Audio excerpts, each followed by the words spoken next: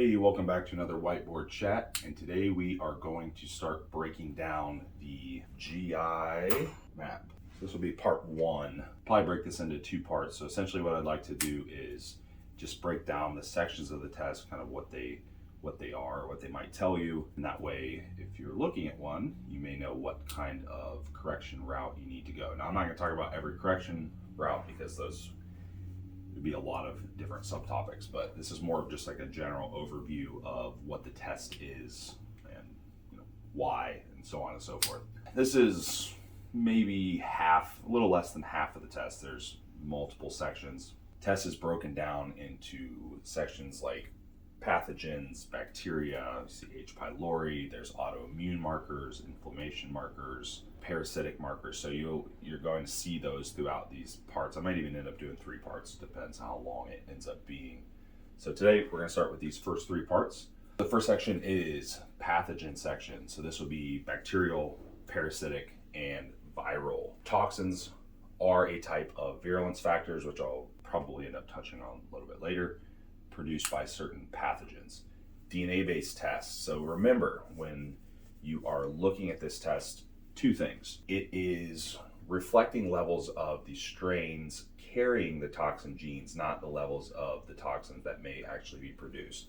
And also, this is kind of like an excretory image, right? So it's showing you what's coming out, which gives you a pretty good idea of what's on the inside, but just because what you see on the outside might not necessarily be the exact level of these things that you're seeing on the inside, especially when you get into things like parasites, because there can be things that aren't dying and coming out that may be in there that you're not seeing, right? Next, go over here. So H. pylori, a lot of you probably heard of H. pylori. Roughly, well, statistics show probably roughly 50% of the world may have H. pylori. It's a prediction. Pretty common. It can actually be passed from person to person. It's kind of an interesting one. A lot of downsides to having H. pylori. A lot of people that have chronic acid reflux, stomach issues, GERD, things like that. Stomach acid issues, GERD. Probably people that have H. pylori are at least more susceptible to getting it. So it can cause things like ulcers, gastritis,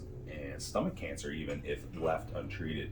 So I've seen cases where, not like clients personally, but just things I've observed, cases where people have had stomach cancer and also had H. pylori, and then family members are having H. pylori, and they definitely want to address it because maybe they've had previous, maybe this is you, maybe you've had family members that have had stomach cancer.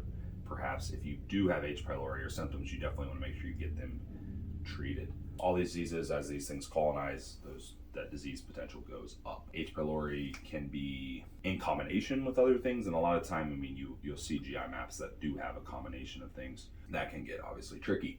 Let's go into bacteria.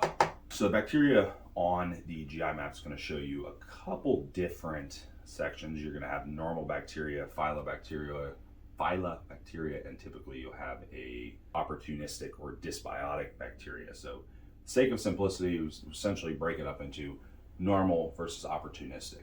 Now, essentially what you're looking at there is kind of more or less like good stuff versus bad stuff. Now, the bad stuff is not necessarily bad in certain quantities. It's more so when you have overgrowth, right? So bacteria that may be considered bad, like streptococcus bacteria, E. coli, like those things, those things are present generally. They're pretty much always going to be present, or most of the time they're going to be present. It's just in what amounts, and they can cause problems, right? So what we're looking for here is a balance. You'll see different symptoms in different people. Some people are asymptomatic. So there's a few different scenarios you may see. You may see a normal good bacteria or normal flora is at a baseline level, then an overgrowth of opportunistic bacteria. Those bacteria tend to be fed easier. That's why they do tend to overgrow easier, is because they're kind of bullies in there. They'll go in and they'll get most of the fuel source. Okay? Then maybe you see a low normal bacteria with a high opportunistic. So you have low normal and then overgrowth of the opportunistic or dysbiotic. And then sometimes you'll see a total overgrowth where you have normal bacteria being high and opportunistic or dysbiotic bacteria being high. Those people, that's an interesting one. Was speaking to a client with the other day because the person was not really symptomatic, which was interesting. I mean, they were eating a lot of food, so the really high, surplus phase. So they're having like this total overgrowth, probably mainly from just high surplus, or at least a surplus relative to their needs, but a high amount of total food.